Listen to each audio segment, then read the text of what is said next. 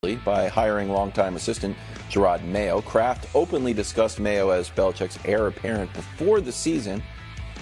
Here's his playing and coaching resume. He won a Super Bowl with the Patriots, Super Bowl 49. He's two-time Pro Bowler, 8 seasons as Patriots linebacker. He's been assistant coach, linebackers coach. You know, it's a little bit odd because Belichick's not big on titles, but he was kind of the coach in waiting. Brew, do you like this hire? You know, I said a few days ago that I think they should just clean house completely of anything related to Belichick. But I've changed my mind. After looking more into Jerod Mayo, the dude is impressive. Now, I know we'll see. We have no idea whether he'll be a great coach. But as an individual, I mean, he was a leader immediately on that team as a rookie. I mean, this is a team that's won Super Bowls. And he goes in there as a rookie and becomes a locker room leader almost immediately. The coaches respected him almost immediately. He sat in on coaching meetings when he was a player. Like, he'll have the players' respect. And I think, looking at the type of individual he is, he's obviously his own man, that he will take the best, or at least attempt to take the best of Belichick, but also do his own thing as well. I like to see him go get, you know, like a Matt LaFleur, Sean McVay, Ben Johnson, like a hot young offensive coordinator. Not those specific guys. Right. Nice. Like something, the next, whoever the next guy is like that. And then I think it'll be good. And I also throw this out.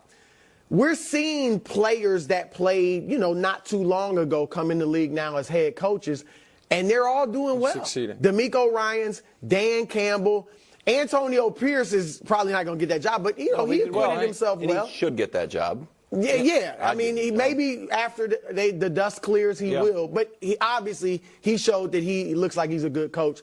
I don't count Jeff Saturday just because he had no preparation. No. You see, he's been somebody tweeted that the best hires these days are either nerds or linebackers, and I was like, you know what? I think you might be right. D'Amico Ryans, Antonio Pierce, Jerod Mayo, and then a bunch of guys who came up kind of, you know, on the analytics side, or like the Mike McDaniel type. But go ahead. Vrabel too. Vrabel linebacker. Vrabel's a linebacker. Yeah. Go ahead. So yeah, I think it's good. Go ahead. Got fired, so it's an odd one to throw in. But he is good. A bunch of guys in the playoffs. No one thinks he's not a good coach. So obviously I'm optimistic. I love the idea of having a guy who's won a Super Bowl as a player and then you've groomed him to take over the team. I think it's very similar to what the Yankees did with Joe Torre, where it's like Joe Girardi won 3 World Series. Hey, can you sit here? You know what it's like as a player. Now you know what it's like to manage the team. You take over and then you win another World Series. So I think that's great. I also like this. The different ways in which the Patriots have handled the departure of a legend. Bill Belichick leaves. Kraft says, good news. We've been planning on this for a while. In less than 24 hours, Jerod Mayo is the leader of the team. When Tom Brady left, pushed out, maybe he wanted to leave, his house was for sale, whatever it is. We had no idea what we were doing. We said, Cam Newton. We got Cam Newton, and we're like shocked. Wow, we got Cam Newton. Nope, that didn't work. Let's draft Mac Jones. That seems like it's going to work, but we don't set him up to succeed, and he turns out to be very fond of throwing the ball to the opponents. So that fell down. And then Belichick, if he wanted to stay, which is rumors, he wanted another crack at jump starting the team. Yeah. So I like the way, it's hard to predict the future, obviously, but I like the way that this has been handled in 20 hours. That's fair. All right, so if I just may give the counterpoint a bit quickly here. Okay. Listen, I have no reason to believe Jerod Mayo is good, bad, indifferent coach. I did think that the way he was talked about as a player reminded me of the way I was in Houston when D'Amico Ryans was a player, covering the Texans a lifetime ago, it feels like. And people were like, oh, he'll be an NFL head coach one day. And it seems like that's the way people talked about Mayo. And so you are optimistic in that regard, but any first-time head coach, there's questions.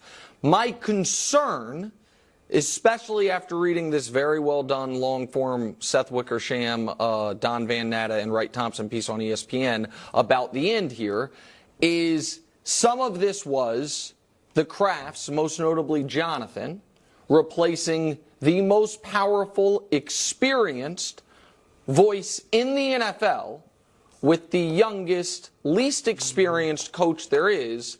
So all that other power falls at the feet of the Krafts, most notably the younger Kraft. And I'm always skeptical of that.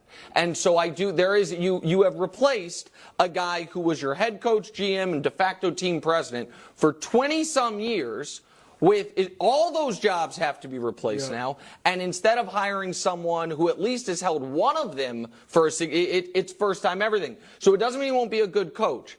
But I do think that this next era of Patriot football is going to be very interesting to watch. How much Robert's involved, how much his son Jonathan Kraft's involved, and how much power Jerod Mayo has, no matter how good he is or isn't on game day.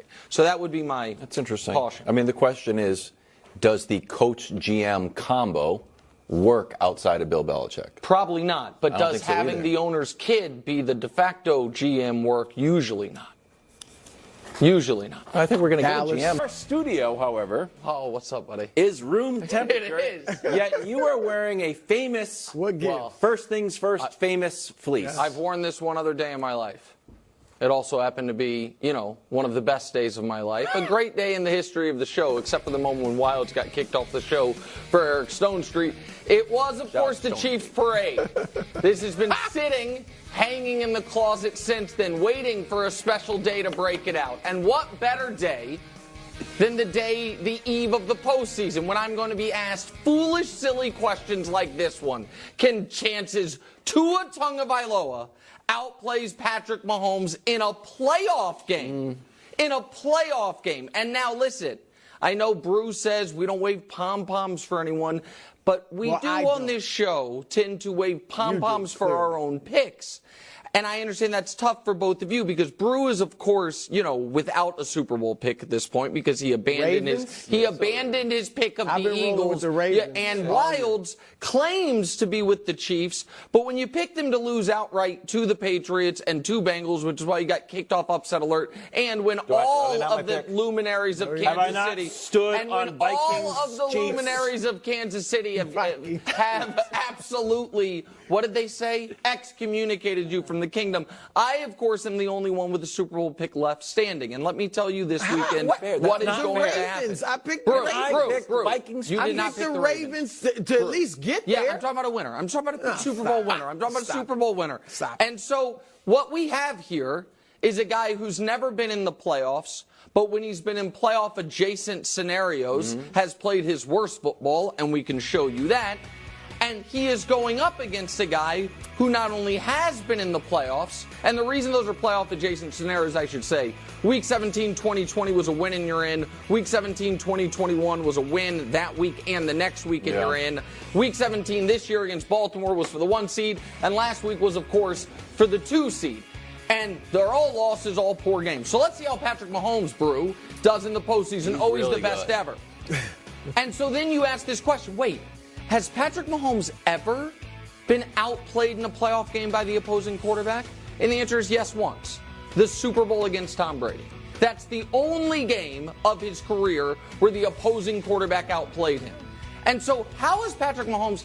Some might argue, Josh, the game where Patrick Mahomes won, had more yards, had more touchdowns, and had more rushing yards? Unless you just, I don't remember what the stats were when Brady beat him in the AFC title game. Brady had 2 picks, Mahomes had none. Mahomes had more yards. Mahomes had a 120 passer rating. Brady had like 74. So since that one moment, no, the argument would be some would argue Burrow in the AFC title game, Mahomes lost, but Burrow actually didn't play that great in that game. So the answer is it's happened once. Since then, since the one time Mahomes was outplayed, how's he done? Oh, he's been even better. The only loss is that overtime AFC title game. So, Brew, I apologize for being long-winded here. But the answer is, of course, unequivocally, absolutely not. And I might just, listen, while I won't be in Kansas City this weekend, this would feel quite warm, even in negative 20-degree weather. But maybe we'll break this out again here in about a month. But go ahead. I disagree with that. It's very well lined. It's very well made. After this little display of arrogance and bombast, What? I hate to say this. Oh, he agrees. Well, Nick is right. Yeah. Thank you. It's slim to none. I'm not going none just by the chance, any given Sunday, who knows, but slim to none, okay? It's not just, we could sit here, you already showed us how great Mahomes is in the playoffs, but I could just talk about how bad Tua has been against good teams this year. or at least playoff teams. All right, look at these numbers, 1-5, but everything, passing yards isn't even close, 60 yards per pass, where he was one of the best, absolutely best in the league, one of the best in the league, but terrible, not terrible, but mediocre against good teams. TD interceptions, 6 games, you got 6 picks and only 7 touchdowns. You see the passer rating. So Tua is an entirely different quarterback